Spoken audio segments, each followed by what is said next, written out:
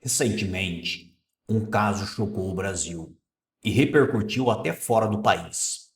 Adolescentes mataram brutalmente um cão chamado Orelha, espancando-o até a morte.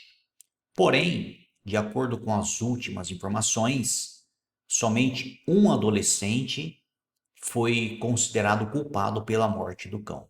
Mas enfim, a comoção foi grande. Mas como cristãos, precisamos ir além da emoção e fazer uma pergunta essencial. O que a Bíblia diz sobre esse tipo de atitude? A Escritura não trata os animais como descartáveis, nem a violência como algo neutro. Pelo contrário, ela revela princípios claros sobre criação, domínio, caráter e responsabilidade moral. Os animais fazem parte da criação de Deus. A Bíblia ensina que os animais não são obra do acaso, mas criação direta de Deus. Gênesis 1, 24 e 25. E Deus disse que a terra produza seres viventes conforme a sua espécie, animais domésticos, répteis e animais selvagens, cada um conforme a sua espécie. E assim aconteceu. Deus fez os animais selvagens conforme a sua espécie, os animais domésticos conforme a sua espécie, e todos os répteis da terra conforme a sua espécie. E Deus viu que isso era bom. Então, gravem bem isso. E Deus viu que isso era bom. Então, Deus achou muito bom a criação que ele fez dos animais, no geral. Deus declara que os animais são bons. Ferir deliberadamente aquilo que Deus chamou de bom é um ato de desprezo pela obra do Criador. Ou seja, o Criador criou algo e, na opinião dele, este algo que ele criou, os animais, é algo bom. Então, o ser humano vai e fere deliberadamente, judia, maltrata, automaticamente está desprezando a obra do Criador. Nós não estamos aqui para julgar ninguém, nós estamos aqui para mostrar o que a palavra de Deus diz. O domínio humano não é licença para a crueldade. Alguns usam o argumento de que o ser humano recebeu domínio sobre os animais, mas domínio bíblico não significa violência e sim responsabilidade. Porque pelo fato do homem ter recebido domínio sobre os animais, muitos dizem, olha, mas Deus os sujeitou os animais em nossas mãos. Nós temos o domínio sobre eles, então nós podemos fazer o que quisermos. Não é isso exatamente. Quando a Bíblia se refere a domínio sobre os animais, é para que o homem tenha responsabilidade sobre os animais. Gênesis 1, 28 diz: Deus os abençoou e lhes disse: sejam fecundos, multipliquem-se, encham a terra e sujeitem-na, dominem sobre os peixes do mar, sobre as aves dos céus e sobre todo animal que rasteja pela terra. O domínio dado por Deus é administrativo, não destrutivo. É o mesmo tipo de domínio que Deus exerce, cuidando, sustentando e preservando. Violência gratuita contra um animal é abuso de autoridade, não exercício legítimo de domínio. Ou seja, exemplo, um rei que exerce o domínio sobre seus súditos, sobre seus servos. Ele não pode maltratar, humilhar e matar as pessoas. Ele tem que exercer o domínio de uma maneira que ele conserva aquela nação viva, que ele cria leis para manter aquela nação, que ele lidere aquela nação. Então, esse domínio que Deus deu para os seres humanos sobre os animais é para que os seres humanos administrem, cuidem dos animais e não usem de autoridade para maltratar, para abusar dos animais. A Bíblia condena a crueldade contra os animais. A Bíblia condena. A Escritura é explícita ao relacionar justiça com a forma como alguém trata os animais. Provérbios 12:10. O justo cuida bem dos seus animais, mas o coração dos ímpios é cruel. Esse texto é direto e perturbador.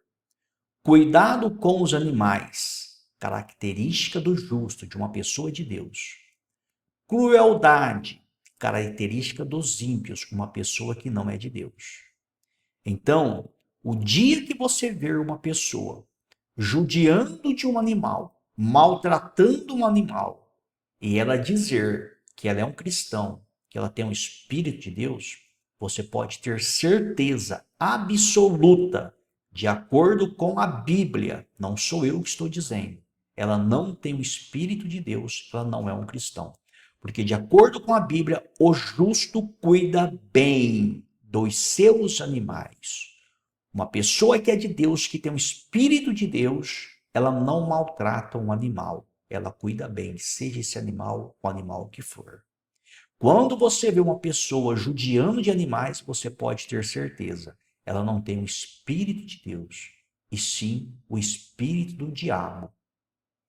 A atitude dos adolescentes não foi apenas imprudente ou imatura, foi moralmente perversa segundo a Bíblia. Então a Bíblia condena esse tipo de atitude. E lembrando, pessoal, que a mesma pessoa que hoje tem o espírito do diabo, que ela faz maldade para outros seres humanos e maldade para os animais, se ela se arrepender, ela pode receber o espírito de Deus. Então ela se torna liberta desse espírito do diabo. E a pessoa que hoje tem o espírito de Deus, se ela se desviar dos caminhos de Deus, ela perde o espírito de Deus e recebe o espírito do diabo, o espírito de demônios. Lembre-se de Saul. Saul tinha o espírito de Deus. Ele perdeu o espírito de Deus e recebeu o espírito do diabo, o espírito de demônios, e passou a ser perturbado. Então, o que vale é o momento. A violência revela um coração distante de Deus. A Bíblia ensina que a violência nasce de um coração corrompido pelo pecado. Mateus 15:19. Porque do coração procedem maus pensamentos, homicídios, adultérios, imoralidades sexuais, furtos, falsos testemunhos e blasfêmias. A crueldade extrema contra um animal indefeso revela ausência de empatia, temor e domínio próprio. Todos frutos de um coração não submetido a Deus. Além disso, a Escritura condena qualquer prazer à violência. E lembrando, pessoal, isso aqui é o que a Bíblia diz, é o que a Bíblia orienta. De acordo com a Bíblia, a pessoa que pratica uma maldade como essa que foi praticada, dizem que foi por um adolescente só, não foi por todos, que foi o responsável pela morte do cão-orelha. Nós aqui não estamos julgando este adolescente, nós estamos mostrando o que a Bíblia diz. De acordo com a Bíblia, a pessoa que faz isso, ela não tem o Espírito de Deus com ela. É uma pessoa que tem o espírito do diabo. É uma pessoa que não é salva, é uma pessoa perturbada. Ela tem o inimigo como chefe da sua cabeça, é um ímpio. Porém, se arrepender, ela pode sim passar a ter o Espírito de Deus. Agora, além do problema bíblico, existe também o problema psicológico.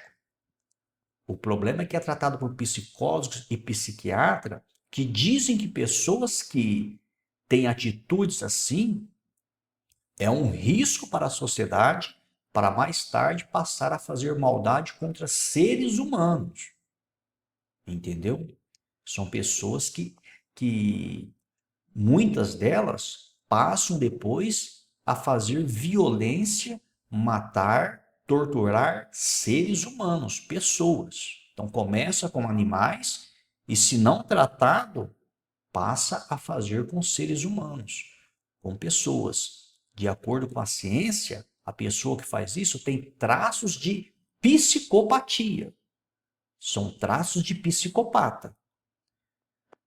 Salmos 11, 5. O Senhor põe à prova o justo e o ímpio. A sua alma odeia o que ama a violência. Então, a pessoa que ama a violência, que judia de um animal, que espanca um animal, dando pauladas e isso e aquilo, a sua alma, alma de quem? Do Deus, odeia o que ama a violência. Então, Deus odeia pessoas assim. Ah, mas Deus não é amor? Deus é amor porque ele amou o mundo de uma tal maneira, entregou o seu único filho para que todo aquele que crê não pereça, mas tenha vida eterna. Se a pessoa se arrepender, Deus aceita ela, esquece, apaga essas transgressões e Deus não se lembra mais. Mas Deus não está de acordo com a pessoa que pratica a violência. Ele odeia a pessoa que pratica esse tipo de violência e qualquer outro tipo de violência. Deus se importa com os animais. Jesus ensinou que Deus cuida até das criaturas consideradas pequenas. E o problema, pessoal, na grande maioria das vezes, é que essas pessoas até frequentam algumas igrejas, mas infelizmente os líderes não pregam a palavra de Deus corretamente. Só prega que Deus é bom e que Deus perdoa tudo. Mas enfim, já não é problema nosso. Deus se importa com os animais. Jesus ensinou que Deus cuida até das criaturas consideradas pequenas. Mateus 10, 29. Não se vendem 2 pardais por uma moedinha. Entretanto, nenhum deles cairá no chão sem consentimento do Pai de vocês. Se Deus se importa com pardais, ele certamente não é indiferente à dor infligida a um cão indefeso. Então, olha a comparação. O pardal também é um animalzinho, é uma ave, e Deus se importa com eles e cuida deles.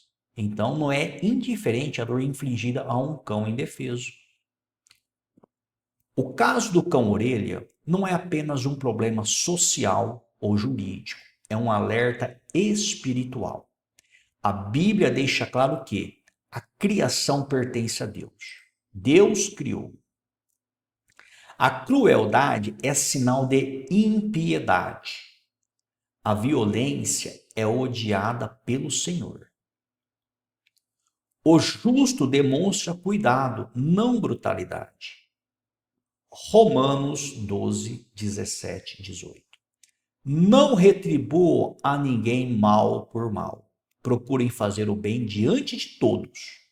Se possível, no que depender de vocês, vivam em paz com todas as pessoas.